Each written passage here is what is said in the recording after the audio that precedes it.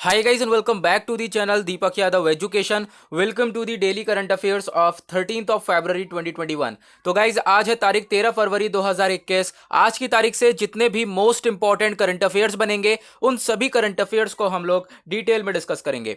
Now बढ़ते हैं आगे। गाइज अगर आप लोगों को इस लेक्चर की पीडीएफ चाहिए तो नीचे डिस्क्रिप्शन बॉक्स में आप सभी लोग को डायरेक्टली टेलीग्राम का लिंक गिवन है, वहां से आप लोग जाकर इस लेक्चर की पीडीएफ को डेली बेसिस पे डाउनलोड कर सकते हो। नाउ अभी तक आपने इस YouTube चैनल को सब्सक्राइब नहीं किया है तो ऐसा रेड कलर का बटन आ रहा होगा नीचे की साइड, सबसे पहले इस चैनल को सब्सक्राइब कर लो, साथ ही साथ बेल आइकन प्रेस कर लेना ताकि आप कोई भी वीडियो का नोटिफिकेशन मिस ना कर पाओ। नाउ बढ़ते हैं आगे। यह है हमारा पहला आर्टिकल, काफी इंपॉर्टेंट है। बात करी गई है विजयनगर डिस्ट्रिक्ट के बारे में। तो जो कर्नाटका सरकार है इन्होंने एक नोटिफिकेशन को जारी किया और जो विजयनगर डिस्ट्रिक्ट है उसकी बाउंड्रीज को फिक्स कर दिया गया है कि कौन कौन सी बाउंड्रीज जो है वो विजयनगर डिस्ट्रिक्ट की कहलाएंगी। ठीक है, अभी तक ये फिक्स नहीं हुआ था लेकिन अब ये फाइनली फिक्स हो चुका है। तो कौन कौन सी बाउंड्रीज होंगी? सबसे पहला हॉसपेट, कंपली और उसके बाद हागारी, बोमुनालही, कोतुर, हदगली और हरपनहली। तो यहाँ पे ये नाम है। ठीक है, कुछ जो डिस्ट्रिक्ट्स में आप कह सकते हो ये जो बताया गया है विजयनगर के बारे में। अगर हम बात करें जो ग्रीन वाला एरिया है, ये येलो वाला एरिया विजयनगर डिस्ट्रिक्ट है और जो ग्रीन वाला एरिया है वो बल्लरी डिस्ट्रिक्ट है। पहले ये कंप्लीट बल्लरी डिस्ट्रिक्ट हुआ करता था। नाउ विजयनगर को हमने इसी के अंदर से निकाल दिया है और उसके बाउंड्रीज को हमने डिसाइड कर लिया क्या क्या बाउंड्रीज होंगी। तो ये मैंने अभी आप लोगों को बताया। ठीक है, तो प्रोनाउंसिएशन में कोई गलती हुई होगी तो उसके लिए पहले से मैं आपसे सॉरी बोलता हूँ, क्योंकि यहाँ पे कुछ ऐसे नाम है कि कहीं ना कहीं मिस्टेकन हो ही जाती है। ओके, नाउ थोड़ा सा डिटेल में देखते हैं। सबसे पहले विजयनगर, अभी यहाँ पर स्टेट में 31 डिस्ट्रिक्ट्स हो चुके हैं और इस विजयनगर का नाम विजयनगर एम्पायर के बाद पड़ा था। और ये जो बल्लरी डिस्ट्रिक्ट है उसमें से हम लोगों ने कार्ड आउट करा, यानी कि मैंने अभी आपको दिखाया पहले ये बल्लरी डिस्ट्रिक्ट हुआ करता था ना, उसमें से हमने इस पार्ट को निकालकर विजयनगर डिस्ट्रिक्ट बना दिया है। ओके, ये सब क्यों करा है, मतलब किस रूल के थ्रू करा है? तो उसके लिए एक लॉ है, कर्नाटका लैंड रेवेन्यू एक्ट 1964, इसके थ्रू हमने ये सारी चीजें करी हैं। नाउ अगर हम बात करें जो विजयनगर है ये लोकेटेड है हैदराबाद और कर्नाटका वाले रीजन में और ये फेमस है क्यों? क्योंकि यहाँ पे दो बहुत ही बेहतरीन मंदिर पाए जाते हैं जैसे कि हम्पी और विरूपाक्ष टेम्पल। ये दोनों टेम्पल्स जो कि यहाँ पर मिलते हैं और इन टेम्पल्स में आप कह सकते हो इन टेम्पल्स को एक यूनेस्को में वर्ल्ड हेरिटेज साइट्स के तौर पे डिक्लेयर कर दिया गया है। तो काफी इंपॉर्टेंट चीज है, ये भी आप लोग याद रखना। ओके, उसके बाद यहाँ पे बताया जा रहा है कि जो विजयनगर का हेडक्वार्टर है वो हॉस्पेट में है। उसके बाद इसके कुछ 6 तालुक्स हैं, उस तालुक्स के नाम भी यहाँ पर बताए गए हैं। ओके, नाउ ये चीज़ हम लोगों ने अभी ऑलरेडी डिस्कस कर ली है। तो ये था आर्टिकल, बस आपको याद रखना है कि विजयनगर डिस्ट्रिक्ट की कौन कौन सी बाउंड्रीज हैं। ठीक है, इसके बारे में एक ओवरव्यू लिखना और साथ ही साथ कौन कौन से टेम्पल्स वहाँ पे पाए जाते हैं जो कि यूनेस्को वर्ल्ड हेरिटेज साइट की लिस्ट के अंदर है। ओके, नाउ आते हैं आर्टिकल नंबर 2 की तरफ। यहां पर बात करी गई है तपोवन डैम के बारे में। अभी आप लोग को मालूम है उत्तराखंड के चमोली डिस्ट्रिक्ट के अंदर एक बहुत ही बड़ा डिजास्टर आया जिसकी वजह से बहुत सारे लोगों की जान गई, बहुत सारा फाइनेंशियल लॉस हुआ। तो फिर इसी की चक्कर में, इस उत्तराखंड डिजास्टर के चक्कर में एक और डैम बर्बाद हुआ है जिसका नाम है तपोवन डैम। तो इसी के बारे में बताया गया। इस डैम पे काम चल ही रहा था कि भाई ऐसी फ्लड आई कि ये डैम तबाह हो चुका है। ठीक है, तो बात करते हैं। तो रेस्क्यू ऑपरेशंस जो है अभी भी जारी हैं इस तपोवन हाइडल प्रोजेक्ट में, क्योंकि ये प्रोजेक्ट वर्किंग में था, इसमें लोग काम कर रहे थे, वर्कर्स काम कर रहे थे, तभी ये बाढ़ आई है जिसकी वजह से काफी सारे लोग मिसिंग भी हैं। और अगर हम बात करें इसमें 35 वर्कर्स जो है फंस गए थे एक फ्लड आने के बाद, ये बर्फीली फ्लड आने के बाद जो है इसमें काफी सारे लोग फंस गए थे और वो रेस्क्यू ऑपरेशंस अभी भी जारी हैं। उन लोगों को बचाने के लिए हम लोग अभी भी काम कर रहे हैं। नाउ इस प्रोजेक्ट के बारे में, इस डैम के बारे में बात करेंगे क्योंकि यहां से डायरेक्टली क्वेश्चन बन सकता है। जो Tapovan Vishnugarh hydro power plant है ये 520 मेगावाट का run of river hydro electric project है, यानी इससे हम लोग बिजली उत्पन्न करते। ठीक है, साथ ही साथ इसको कंस्ट्रक्ट कहां पे करा गया है? धौली गंगा रिवर में, यानी चमोली डिस्ट्रिक्ट के अंदर जो ये रिवर है इसके ऊपर इस डैम को बनाया गया है। ठीक है, जहां पर बाढ़ आई है वही बिल्कुल एग्जैक्ट लोकेशन है। जो ये प्लांट है, इस प्लांट से ये अंदाजा लगाया जा रहा था ये कम से कम 2.5 TWh तक इलेक्ट्रिसिटी को हर साल प्रोड्यूस कर सकेगा।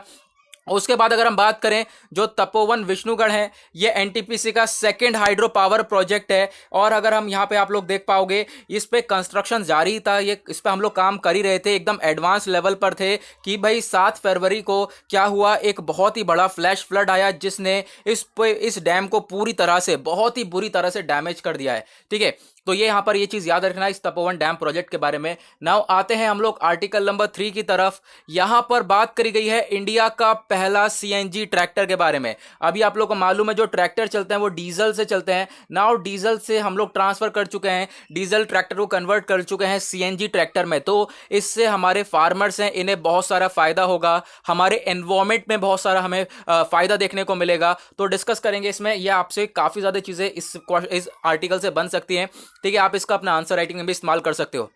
नाउ अगर हम बात करें इंडिया का पहला डीजल ट्रैक्टर, ये कन्वर्ट कर दिया गया है सीएनजी के अंदर में, और इसको लॉन्च किसने करा? इसको लॉन्च करा है union minister of road transport and highways.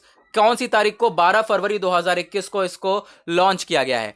अब यहाँ पे किस किस ने मिलकर बनाया है? तो मेनली दो कंपनीज कह सकते हो आप। सबसे पहली है रॉमेड टेक्नो सॉल्यूशन एंड दूसरी है टोमेस्टो एचाइल इंडिया। तो इन दोनों ने मिलकर जो है इसको प्रोड्यूस किया है। उसके बाद अगर हम बात करें इस कन्वर्जन से जो किसान लोग हैं उनको बहुत बेनिफिट मिलेगा, जैसे कि उनकी इनकम बढ़ जाएगी, साथ ही साथ जो वो पैसा लगा रहे हैं इस समय वो थोड़ा सा कम हो जाएगा, साथ ही साथ जॉब अपॉर्चुनिटीज भी क्रिएट होंगी रूरल इंडिया के अंदर।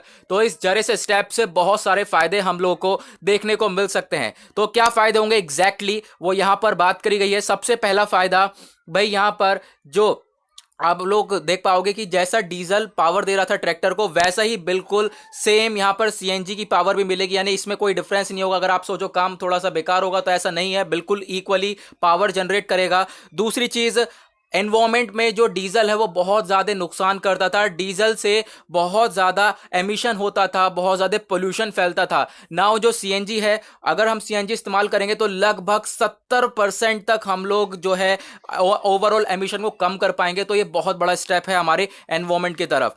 उसके बाद फार्मर की इनकम भी बचेगी। क्यों? क्योंकि भाई जो डीजल का कॉस्ट है वो है 77.43 लीटर। ठीक है, इस मतलब 1 लीटर 77 रुपए के आसपास का है। और अगर आप लोग सीएनजी की कॉस्ट देखोगे तो 42 रुपए केजी है। तो आप समझ सकते हो यहाँ पे काफी कुछ इनकम भी बच सकती है इस चीज के अंदर। ठीक है, तो यहाँ पर ये चीज आप लोग याद रखना ना। उसके बाद आते हैं आर्टिकल नंबर 4 की तरफ। यहां पर बात करी गई है इंडिया और ऑस्ट्रेलिया के बीच में एक हैकाथन होने वाला है। ठीक है, एक हैकाथन चल ही रहा है आप कह सकते हो। तो इस हैकाथन में क्या होगा, जो भी टैलेंटेड इनोवेटिव स्टूडेंट्स होंगे, जो बिल्कुल अल्टीमेट स्टूडेंट्स हैं, ठीक है, इन लोगों को यहां पर सिखाया जाएगा बहुत सारी इनोवेटिव टेक्नोलॉजी सॉल्यूशंस के बारे में। तो यहां पर इस हैकाथन के बारे में बात करी गई है। और इंडिया ऑस्ट्रेलिया के इस हैकाथन को नाम दिया गया है सर्कुलर इकोनॉमी। सर्कुलर इकोनॉमी यानी कि भाई हम लोगों के पास रॉ मटेरियल्स है, हमारे पास कच्चा माल है, हम क्या करेंगे उससे प्रोडक्शन करेंगे, प्रोडक्शन के बाद उसे यूज करेंगे, यूज करने के बाद क्या करते हैं हम लोग रिसाइकल नहीं कर पाते हैं। नाउ अब यहां पर रिसाइकल इसमें ऐड कर दिया गया है, जिससे काफी कुछ बदलाव देखने को मिलेगा। इसको हम वापस से रिसाइकल करके रॉ मटेरियल बनाएंगे। तो इस तरीके से चीजें चलती रहेंगी, ज्यादा कोई बर्बादी होगी नहीं, वेस्ट ज्यादा निकलेगा नहीं। तो ये जो हैकाथन है, ये जो मीटिंग है आप कह सकते हो एक तरीके से जो इवेंट होने वाला है, जहां पर सारे अल्टीमेट स्टूडेंट्स होंगे या फिर कंप्यूटर बेस्ड जो कंप्यूटर एक्सपर्ट्स होते हैं, सॉफ्टवेयर एक्सपर्ट्स होते हैं, उनकी ये मीटिंग है। तो इसमें क्या बात करी जाएगी, इसके कुछ थीम्स हैं। पहला थीम है कि भाई जो भी प्रोडक्ट है उसकी पैकेजिंग काफी बढ़िया हो और साथ ही साथ पैकेजिंग करते वक्त कुछ बर्बादी ना हो। ठीक है, इससे क्या होगा कि हम लोग काफी सारे वेस्ट को अपने हाथ में कंट्रोल कर पाएंगे। दूसरी चीज, फूड सप्लाई चेन्स के अंदर हम लोग काफ़ी ज़्यादा अच्छी तरीके से चीज़ों को इंप्लीमेंट कर सकते हैं और कि जो काफ़ी सारी बर्बादी है उसको हम लोग इग्नोर कर सकते हैं। ठीक है, फूड सप्लाई को बहुत बढ़िया तरीके से कर सकते हैं। ये सारी बातें इस हैकाथन के अंदर हो रही हैं। उसके बाद अगर हम बात करें जो प्लास्टिक वेस्ट है, जो प्लास्टिक का कूड़ा करकट है, उसको हम लोग कम कर सकते हैं, रिड्यूस कर सकते हैं। ठीक है, साथ ही साथ जो भाई जो भी एनर्जी मेटल्स है या फिर ई वेस्ट है, जो भी हमारा वेस्ट निकल कर आया है, कूड़ा करकट निकल कर आया है, उसको हम लोग रिसाइकल करेंगे। तो ये सारी बातें करी जा रही है इस हैकाथन के अंदर। इससे काफी कुछ बदल सकता है हमारे एनवायरमेंट को लेकर।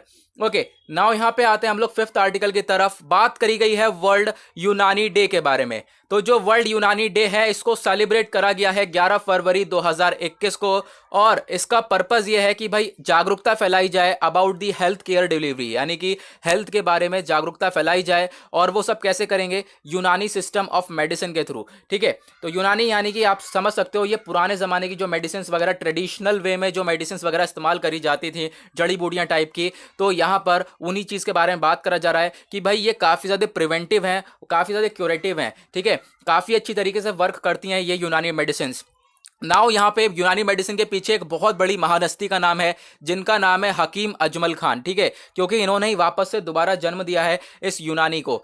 तो यहाँ पे बात करी जा रही है, वर्ल्ड यूनानी डे को सेलिब्रेट करा जाता है हर साल। क्यों सेलिब्रेट करते हैं? ताकि हम लोग बर्थ एनिवर्सरी मना सकें हकीम अजमल खान की, जिन्होंने इस यूनानी डे को जन्म दिया है। ओके, उसके बाद अगर हम बात करें, जो हकीम अजमल खान जी हैं, ये एक एमिनेंट इंडियन यूनानी फिजिशियन थे, वर्सेटाइल जीनियस, यानी कि बहुत सारी चीज़ों में इन्हें महारत प्राप्त थी। जैसे कि आप देख सकोगे, ग्रेट स्कॉलर भी थे, सोशल रिफॉर्मर भी थे, फ्रीडम फाइटर भी रह चुके हैं, यूनानी मेडिकल एजुकेशनिस्ट भी रह चुके हैं, और साथ ही साथ साइंटिफिक रिसर्च इन यूनानी सिस्टम, इसके फाउंडर भी रह चुके हैं। तो यानी काफ़ी अलग अलग वैरायटीज़ में काम कर चुके हैं, काफ़ी महान हस्ती हैं। और बहुत ही इंपॉर्टेंट चीज़, ये फाउंडर हो चुके हैं जामिया मिलिया इस्लामिया के, यानी कि जो जामिया मिलिया इस्लामिया है, उसको किसने फाउंड किया है? वो है हकीम अजमल खान जी, दिल्ली के अंदर जो यहाँ पे लोकेटेड है, ठीक है, वन ऑफ द फाउंडर हैं ये।